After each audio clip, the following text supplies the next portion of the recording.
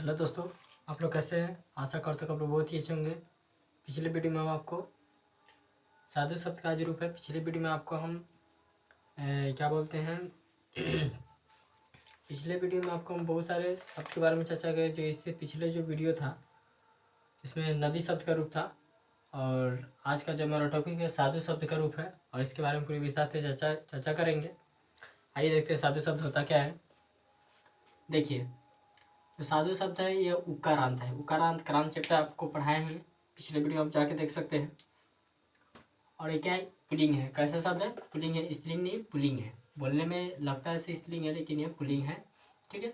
और जो यहाँ पर स्टार में देख रहे हैं ब्रैकेट में जो लिखा है गुरु, गुरु इसमें अंत में क्या है? रू। तो रू बोलने में क्या है? ऊ आ रहा है छोटी। तो इस जो इधर से लगता है तो उगारण आपको पीछे क्रांत चैप्टर में जाकर देख लीजिए। इधर से क्या है? ऊ। तो जो ये जो आपको अंत में ऊ की मात्रा आ रहा है तो इसको क्या कहते हैं? उकारांत। और जो साधु के ही रूप के अनुसार गुरु का, भानु का, प्रभु का, शत्रु के इत्यादि और भी बहुत सारे हैं, ये सभी जो है साधु के रूप के समान रूप चलता है, ठीक है। इसी के समान रूप यह काम करता है। देखिए यहाँ पर सबसे पहले यहाँ पर और इसके सामने कौन सा व्यक्ति? प्रथम व्यक्ति। तो ये प्रथम व्यक्ति का इसके सामने क्या है? एक वचन है। तो इसके सामने देखिए साधु है, तो कौन सा व्यक्ति इसके सामने? प्रथम व्यक्ति। तो प्रथम व्यक्ति तो इसमें क्या होता है? इसके सामने अब याद कीजिए किस कारक का प्रथम व्यक्ति होता है? तो कर्ता कारक होता है। कर्ता कारक का तो चिन्ह भी याद होगा। तो चिन्ह क्या होता है? इसका ने होता है, तो इसलिए एक वचन का अर्थ होता है एक, और जो शब्द रूप रहता है उसको लिखते हैं। इसका चिन्ह क्या होता है? ने। तो क्या हो गया? एक साधु ने। और द्विवचन का अर्थ क्या होता है? दो होता है, और जो शब्द रूप रहता है उसको यहाँ पर ऐड करते हैं, साधु लिखते हैं। उसके बाद इसके सामने देखो कौन सा व्यक्ति? प्रथम व्यक्ति। और प्रथम व्यक्ति का चिन्ह क्या होता है? ने होता है, तो इसलिए यहाँ पर लिखेंगे ने। तो कथी जगह इसके अंदर? दो साधु ने। उसके बाद में बहुवचन। तो बहुवचन का क्या होता है? सभी या एक से अधिक होता है। तो यहाँ पर बहुत सभी लिखे, और इसके सामने क्या है? जो शब्द रूप रहेगा उसको लिखेंगे साधु। और इसके चिन्ह क्या होता है? प्रथम व्यक्ति का, तो ये ने होता है, तो इसके सामने लिखे तो कथी जगह? सभी साधु ने। आगे देखिए इसमें द्वितीय व्यक्ति। तो द्वितीय व्यक्ति में क्या है? साधु में एक वचन का अर्थ क्या होता है? एक होता है। इसके सामने देखिए कौन सा व्यक्ति? द्वितीय व्यक्ति। किस कारक का द्वितीय व्यक्ति होता है? तो कर्म कारक का। तो कर्म कारक का जब विभक्ति याद होगा तो आपको जाहिर सी बात है चिन्ह भी याद होगा। तो इसका चिन्ह क्या होता है? को होता है। तो इसका हिंदी कथी हो जाएगा? एक साधु को। उसके बाद है फिर इसके बाद द्विवचन का अर्थ क्या होता है? दो। जो शब्द रूप रहता है उसको लिखते हैं साधु। उसके बाद क्या है? इसके बाद इसका सामने देखिए कौन सा व्यक्ति? द्वितीय व्यक्ति होता है। किस कारक का होता है? तो कर्म कारक का। कर्म कारक का जब द्वितीय व्यक्ति होता है तो आपको विभक्ति याद होता है, चिन्ह भी याद होगा। उसका चिन्ह क्या होता है? को होता है। यहाँ पर को लिखेंगे तो कथी हो जाएगा? दो साधु को। उसी तरह से बहुवचन का अर्थ क्या होता है? सभी होता है। तो सभी और जो शब्द रूप रहता है उसको लिखते हैं, ठीक। और उसके बाद में क्या है? इसके सामने देखिए कौन सा व्यक्ति? द्वितीय व्यक्ति है। तो द्वितीय व्यक्ति है तो इसका चिन्ह किस कारक होता है? कर्म कारक का। जब कर्म कारक द्वितीय विभक्ति याद है तो आपको चिन्ह भी याद होगा। उसका चिन्ह क्या होता है? कर्म कारक का को होता है। यहाँ पर क्या लिखेंगे? को। तो क्या होगा इसका हिंदी? सभी साधु को, ठीक। उसके बाद आइए आगे देखते हैं। उसके बाद साधु ना है। क्या है? साधु ना।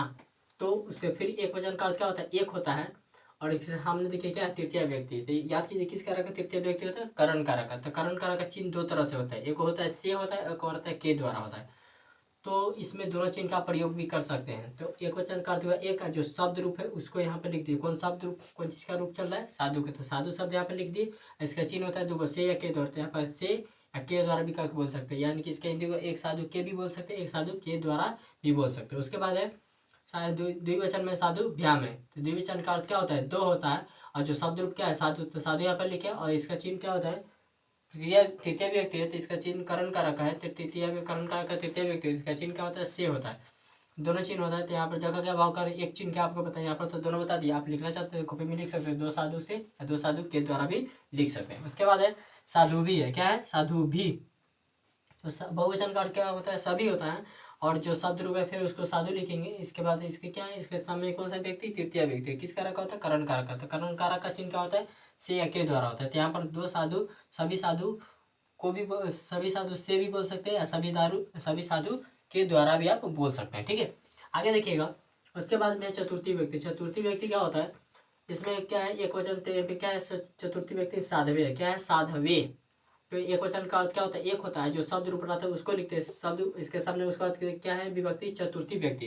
तो चतुर्थी व्यक्ति है तो याद कीजिए किस कारक का होता है? संप्रदान कारक का। तो संप्रदान कारक जब विभक्ति आता है तब चिन्ह भी आता है। संप्रदान कारक का चिन्ह क्या होता है? को या के लिए होता है। यहाँ पर के लिए लिखे तो क्या हो गया? एक साधु के लिए हो गया इसके। उसके बाद है साधु व्यायाम। देखिए साधु व्यायाम। तो साधु व्यायाम साधु यहाँ पर फिर क्या है, द्विवचन, तो द्विवचन का अर्थ क्या होता है, दो होता है। और जो शब्द रूप है साधु है, तो साधु यहाँ पर लिखे हैं, यहाँ पर साधु लिखे हैं। उसके बाद में आपको देखिए इसके सामने देखिए कौन सा व्यक्ति, चतुर्थी व्यक्ति है। बताइए किस कारक का चतुर्थी व्यक्ति होता है, तो संप्रदान कारक का होता है। संप्रदान कारक का जो चतुर्थी व्यक्ति होता है तो उसका चिन्ह भी याद होगा। इसका चिन्ह क्या होता है, के लिए होता है। तो यहाँ पर क्या लिखे, के लिए, तो कथी हो जाएगा, दो साधु के लिए हो जाएगा इसका हिंदी, ठीक है।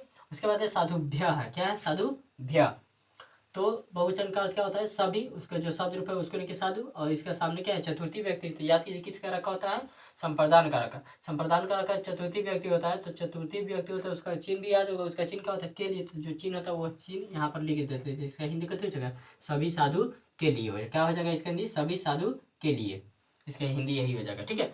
आगे देखिएगा फिर क्या है, एक वचन। एक वचन का अर्थ क्या होता है, एक होता है। फिर शब्द रूप इसका क्या है, साधु है, तो साधु यहाँ पर लिखेंगे। और इसके सामने देखिए कौन सा व्यक्ति, पंचमी व्यक्ति। तो याद कीजिए किस कारक का पंचमी व्यक्ति होता है, एक अपादान कारक का होता है, को करण कारक भी होता है। यहाँ पर भी है करण कारक। तो दोनों में अंतर होता है, दोनों का चिन्ह सेम होता है, लेकिन दोनों इसका दो चिन्ह होता है। तो इसमें भी से, इसमें भी सी होता है। बच्चा कन्फ्यूजन होता है, तो दोनों का अंतर होता है। इसमें लगाव सूचक होता है, इसमें अलगाव सूचक होता है।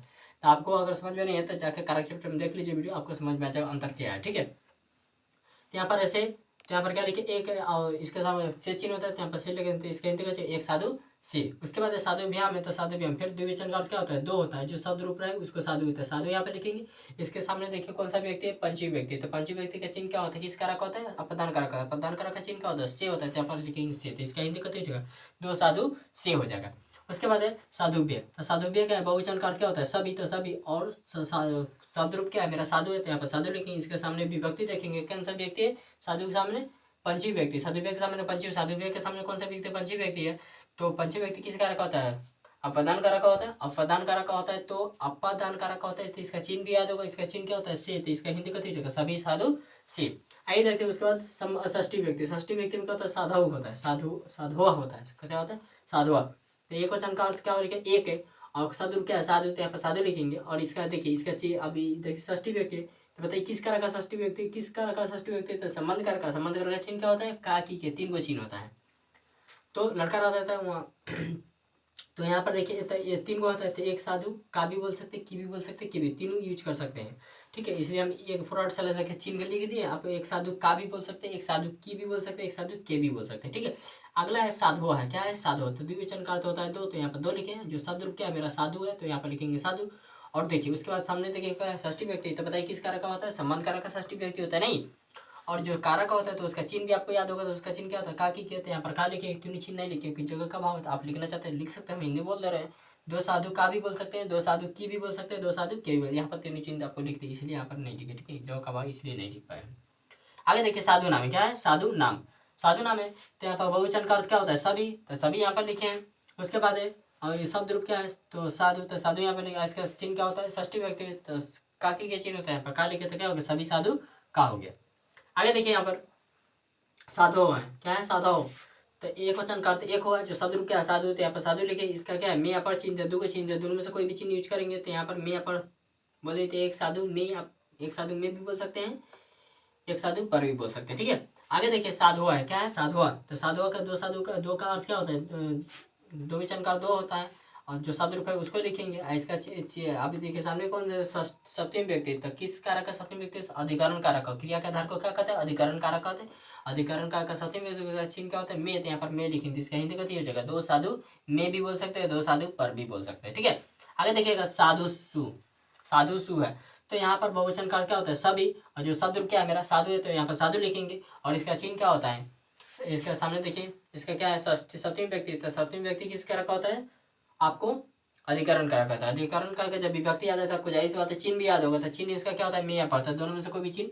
यहाँ पर हम जगह का भाग करने एक चिन्ह लिखे, आप दोनों चिन्ह भी लिख सकते हैं एक से। तो इसका हिंदी कथी हो जाएगा, सभी साधु में भी हो जाएगा, सभी साधु पर भी बोल सकते हैं, कॉपी में ऐड कर सकते हैं, ठीक है।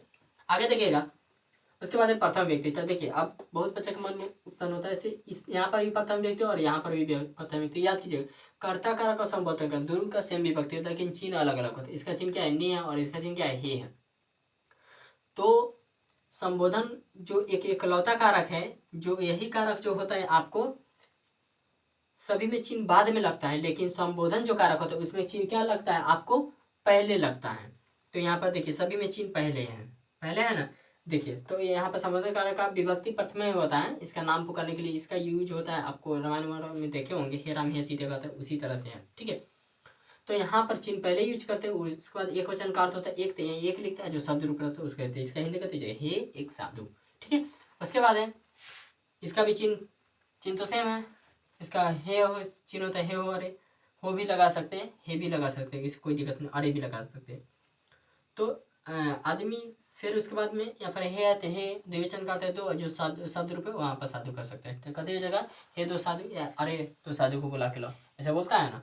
तो ये किसका चिन्ह होता है, संबोधन कारक का चिन्ह का प्रयोग करके हम इसके हिंदी बोल सकते हैं। ठीक है, आगे देखिए क्या साधवा है, तो इसका चिन्ह क्या होता है हे, और बहुवचन कारक क्या होता है सभी, और जो शब्द रूप है उसको तो क्या है नहीं कहते हे सभी साधु को बुला के लाए। ऐसे रामायण में आपको मिलता हो देखने की। चलिए देखिए, अब इसको आपको पढ़ के बता दो संस्कृत, ताकि पढ़ने में आपको डिस्टर्ब ना हो, जल्दी याद हो जाए। अगर देखिए 2-3 को याद शब्द रूप याद कीजिए तो आपको खुद से समझ में। यहाँ पर देखिए साधुभ्याम साधुभ्याम साधुभ्याम, सब मन की तृतीय व्यक्ति का भी द्विवचन में साधुभ्याम में, चतुर्थी व्यक्ति के द्विवचन में साधुभ्याम में, पंचमी व्यक्ति के द्विवचन में साधुभ्याम में। बहुत ऐसे सारे शब्द सेम रहता है, ये तो सेम ही रहता है सबका, बलकाभ्याम बलकाभ्याम सब में बल्कि इसी तरह से रहता है। आगे देखिएगा तो क्या पढ़ेंगे, इसको पढ़ के बता दें ताकि आपको प्रोनाउंसिएशन करने में दिक्कत ना हो। सबसे बड़ी बात होती है पढ़ने के लिए आदमी पढ़ता है लेकिन शुद्ध प्रोनाउंसिएशन संस्कृत में नहीं कर पाता है। ठीक है, आगे देखिए बहुत सारे आप किताब में देखेंगे साधु का रूप दिया होगा, लेकिन आपको हिंदी इस तरह से नहीं बताया गया होगा, कोई भी बताना भी नहीं चाहता है क्योंकि इसका जरूरी कम पड़ता है। ठीक है, आगे देखिएगा इसका हिंदी क्या हो जाएगा, साधु साधु साधुआ हो जाएगा, साधुम साधु साधुना साधुना हो जाएगा, साधुना साधुभ्याम साधुभी साधवे साधुभ्याम साधुभ्य साधौ साधुभ्याम साधुभ्य साधो साधौ साधुनाम साधौ साधुआ, यहाँ पर है साधौ साधु साधुसु और साधौ साधु साधु हो जाएगा। फिर एक और देख लीजिए साधु विसर्ग को जहाँ पर भी इस तरह से रहता है दूगो, तो इसको पढ़ते हैं ह, क्या पढ़ते हैं ह पढ़ते हैं। ठीक है, साधु साधु साधुआ। ठीक है, साधुम साधु साधुन साधुना साधुभ्याम साधुभी साधवे साधुभ्याम साधुभ्य साधु साधुभ्याम साधुभ्य साधौ साधु साधुआ साधुनाम साधौ साधुआ साधुसु साधौ साधु साधुआ। हमको पूरा उम्मीद आपको पढ़ने चलाएगा पढ़ाने के बाद में जो पढ़ाएं। तो यह बहुत देखिए इसका ऑब्जेक्टिव भी पूछता है एग्जाम में, हर साल पूछता है, ज़्यादातर पूछता है आपको यह साधु नाम पूछ देगा किस विभक्ति किस वचन के। इसके सामने देखिए कौन सा विभक्ति, कौन व्यक्ति, षष्ठी व्यक्ति, और देखिए कै वचन है तो बहुवचन। तो इस तरह से कह देगा साधु नाम किस विभक्ति किस वचन का रूप है, तो किस व्यक्ति षष्ठी व्यक्ति का वचन तो बहुवचन। कह देगा साधुसु किस विभक्ति किस वचन का रूप है, तो किस व्यक्ति का सप्तमी व्यक्ति का वचन है बहुवचन। पूछ देगा आपसे फिर साधु किस व्यक्ति किस वचन का था, किस व्यक्ति का है, सामने देखिए तृतीय व्यक्ति का वचन है द्विवचन। इस तरह सब्जेक्टिव पूछ देगा, चाहे खाली पूछ सकता है आपको वचन पूछ देगा, कह देगा साधु किस वचन का है, तो किस वचन का है द्विवचन का। इस तरह से खाली वचन पूछ देगा, चाहे खाली विभक्ति पूछेगा, कह देगा साधु किस विभक्ति का, तो किस व्यक्ति का प्रथम व्यक्ति का। तो खाली कोई विभक्ति पूछेगा, चाहे खाली वचन पूछे, चाहे विभक्ति और वचन दोनों पूछ सकता है। चलिए फटाफट आप लोग, हमको पूरा उम्मीद आपको समझ में, फटाफट स्क्रीनशॉट ले सकते हैं। चलिए देखिए अक्सर क्या होता है आपको किताब में साधु ऐसा पता नहीं किताब में नहीं दिया, सब चीज़ में दिया हुआ है, लेकिन सब टीचर भी पढ़ा, लेकिन सीधे आपको रटवा देता है। आपको हिंदी अगर अनुवाद बनाते हैं तो ये आपको समझ में नहीं आता किस कहाँ कौन चीज़ प्रयोग करें, तो इसलिए हम बता रहे हैं ताकि आपको हिंदी जब अनुवाद बनाएंगे तो आपको किसी प्रकार की दिक्कत ना होगा। कोई भी अनुवाद कठिन से कठिन आप बना सकते हैं जब इसका हिंदी आपको ट्रांसलेट करने आएगा तब। अब हिंदी ट्रांसलेट कैसे होता है तो आपको तो मालूम चल रहा होगा। बस 2-4 और रह गया, उसको ख़त्म करेंगे। उसके बाद सर्वनाम पढ़ाने हैं संस्कृत में, इसका भी सर्वनाम का शब्द रूप होता है। तो हमको पूरा उम्मीद है आपको साधु शब्द का रूप समझ में आया होगा और याद भी हो जाएगा, और यह संस्कृत में हिंदी भी इसको ट्रांसलेट करने आया होगा। अगर चलिए अगर मेरा वीडियो आपको अच्छा लगा हो तो इसे लाइक से सब्सक्राइब जरूर कीजिएगा। वीडियो देखने के लिए बहुत बहुत धन्यवाद।